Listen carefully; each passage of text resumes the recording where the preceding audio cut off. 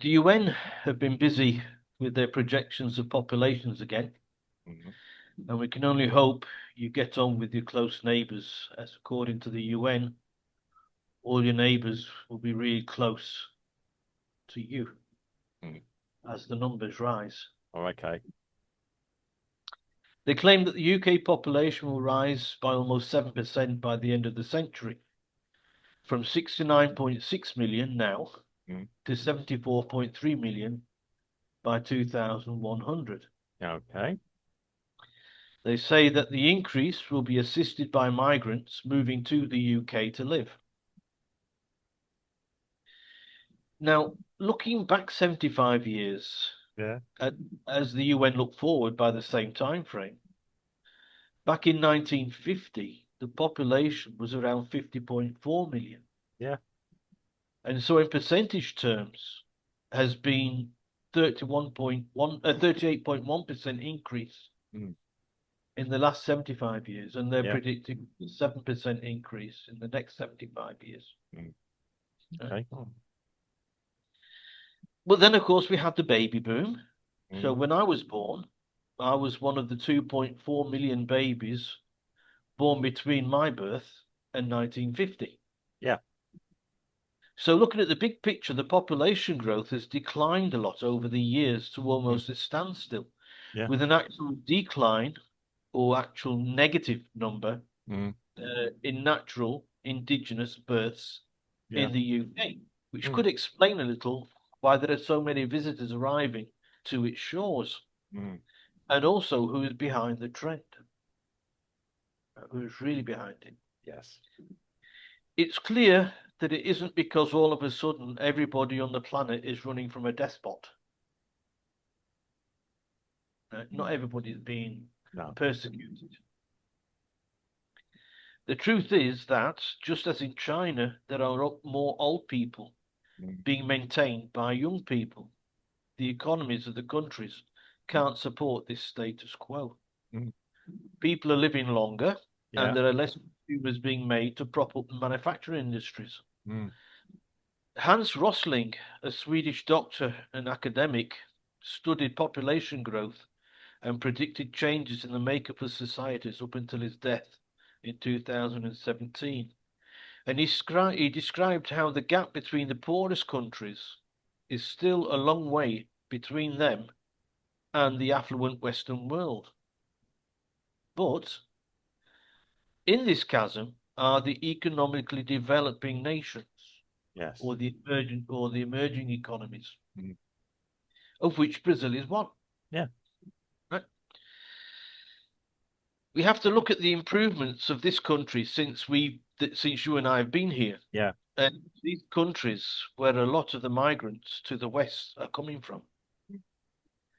They can begin to smell blood. So here in Brazil, for example, in the 90s, it seemed to be like the 1960s in the UK, Yeah. Well, how things were being run and, you yeah. know. But now there are some things here that are more advanced than in the UK Mm. and on par with the UK when it comes to travel. Yeah.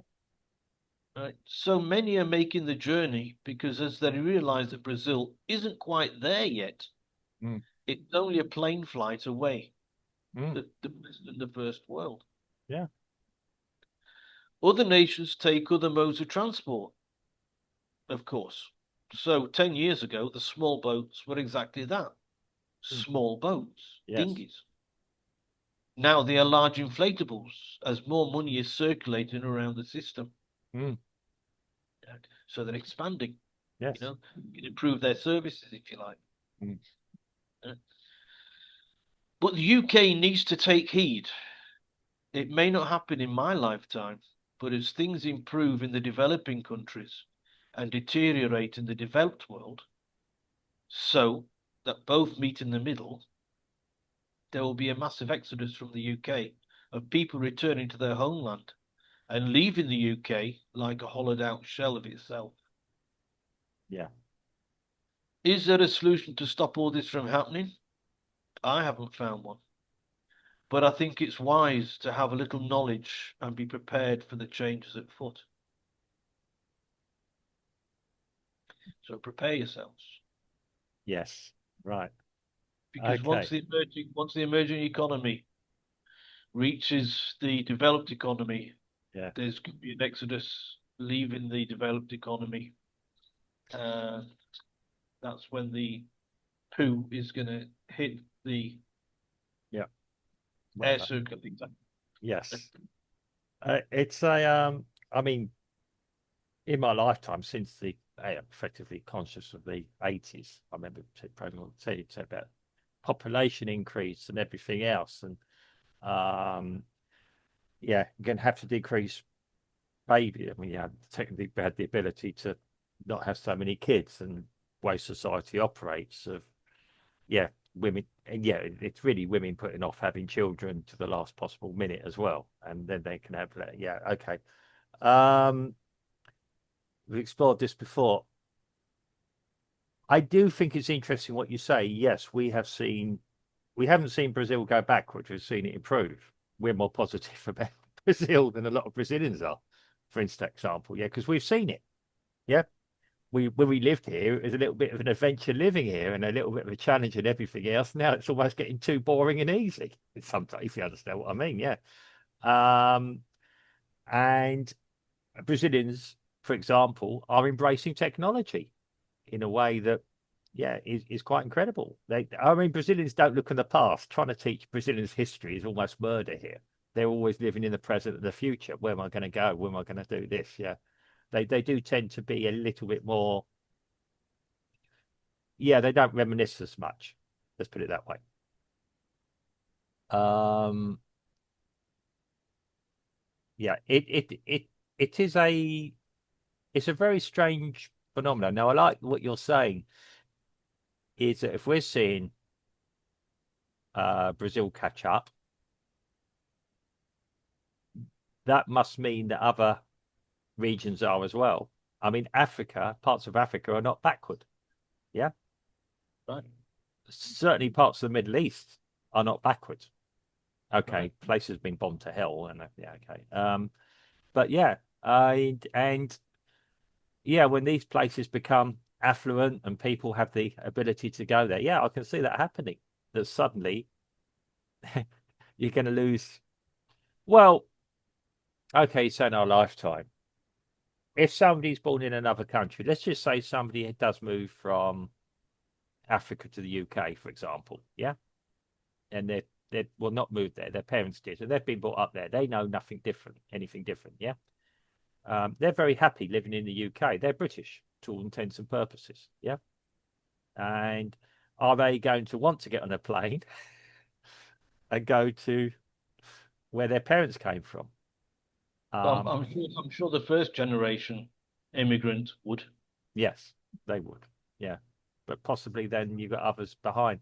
Um, now, I can't explain what's happening. I mean, the UN just seem to be trying to control everything in the background.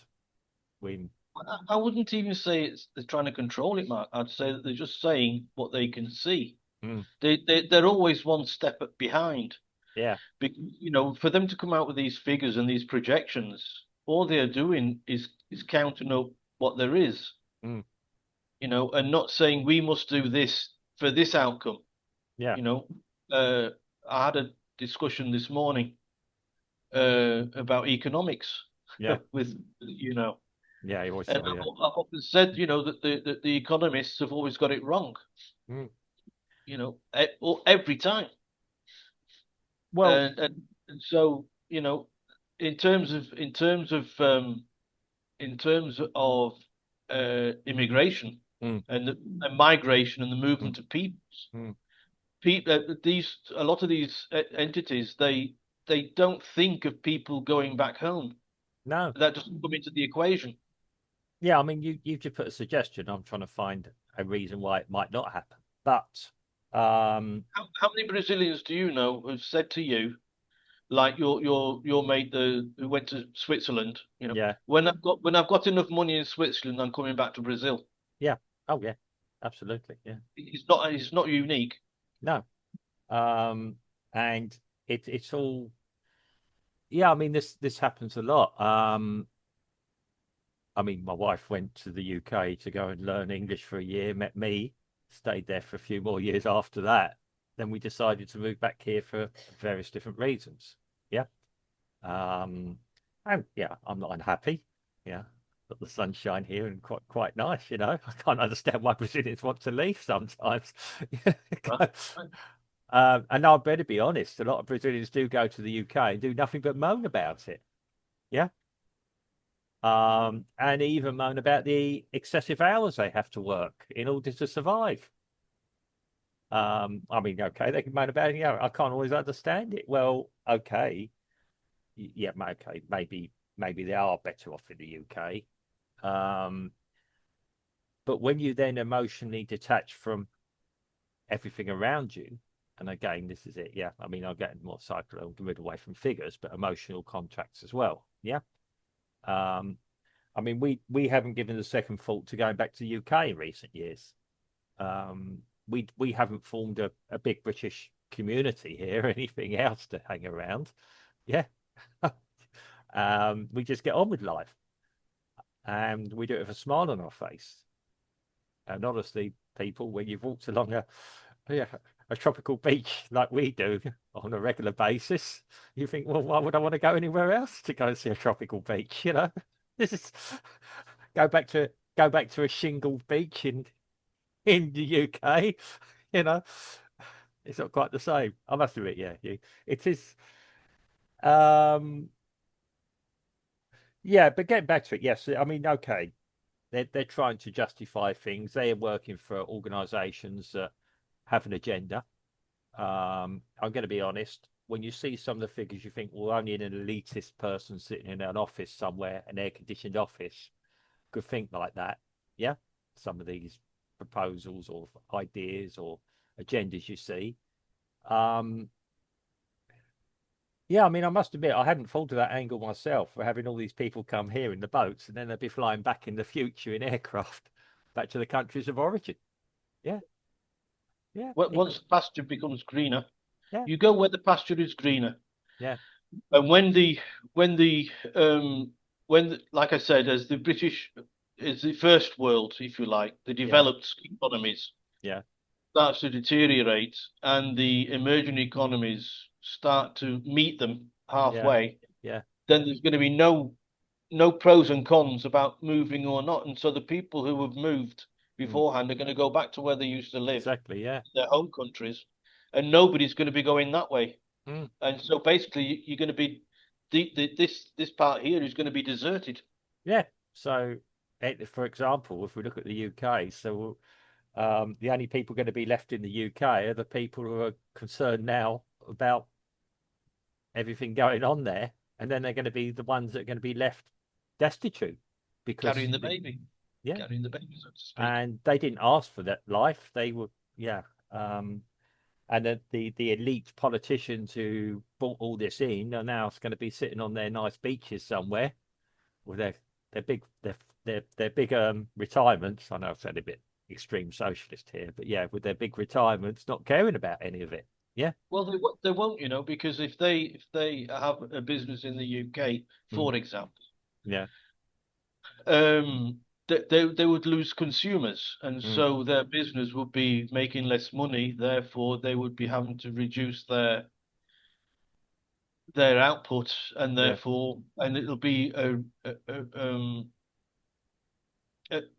they'll be going backwards all the time. Mm.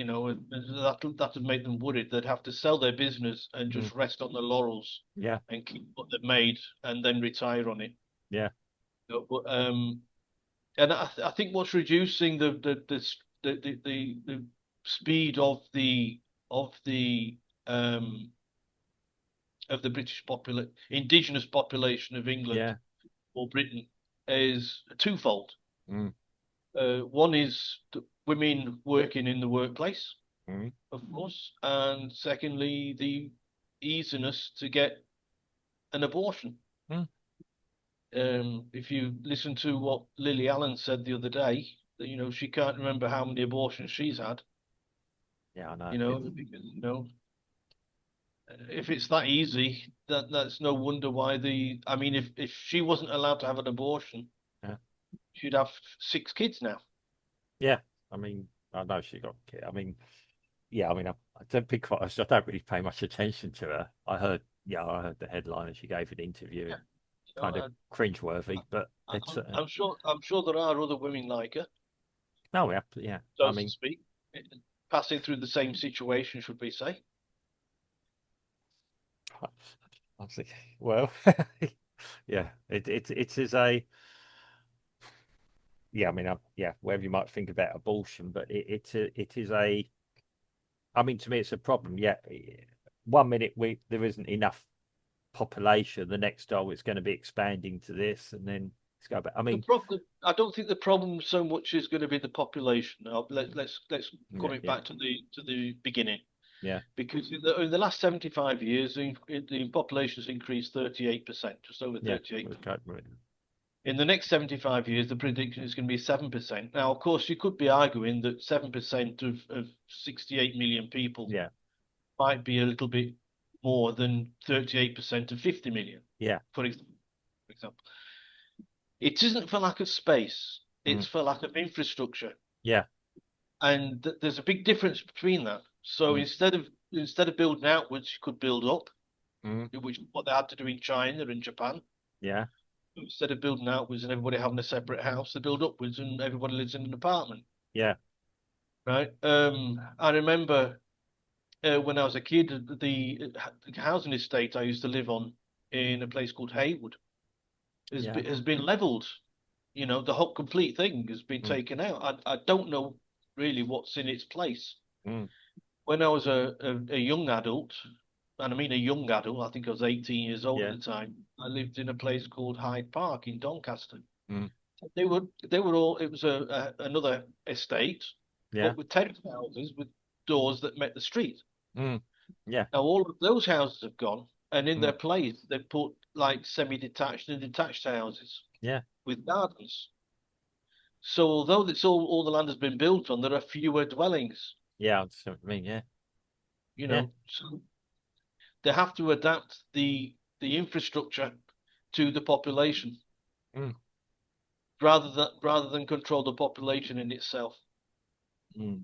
Which is where you get into your 15-minute cities and things like that, a complete rethink, a complete rebuild that the UN is or others were for favouring. Just thinking out. I'm not suggesting. I like it as an idea, but yeah, where everybody is contained in a long strip of buildings where everything's inside it. I think they're building a trial one somewhere, aren't they? Yeah, I mean it's frightening. It's a prison to me. It looks like a prison.